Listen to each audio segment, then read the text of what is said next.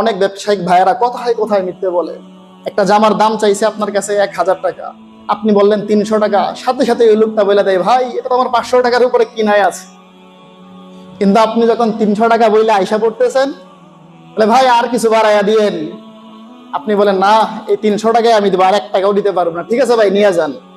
ডাহা মিথ্যা কথা বললো না এই জায়গার মধ্যে? কিছুক্ষণ আগেই বললো 500 টাকার উপরে কিনায়।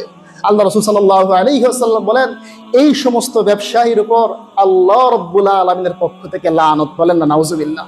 অথচ ব্যবসায়ীর ব্যাপারে আল্লাহ রাসূল সাল্লাল্লাহু আলাইহি ওয়াসাল্লাম অনেক সুন্দর সুন্দর হাদিস বলেছেন। as-suduqul আমিন মা সিদ্দিকিন ওয়ান নাবিয়িন ওয়াশ শুহাদা ওয়াস সালিহিন। যারা নেককার ব্যবসায়ী হবে, আল্লাহ রাসূল বলেন কথায় কথায় মিথ্যে বলবে না, মানুষকে ঠকাবে না, হালাল ভাবে উপার্জন করবে, হালাল ব্যবসা করবে। আল্লাহ রাসূল বলেন এদের হাসর নসর হবে নবীদের সাথে, এদের হাসর নসর হবে সিদ্দিকদের সাথে, এদের হাসর নসর হবে শুহাদা ওয়াস সালিহিনদের সাথে, বলেন না সুবহানাল্লাহ।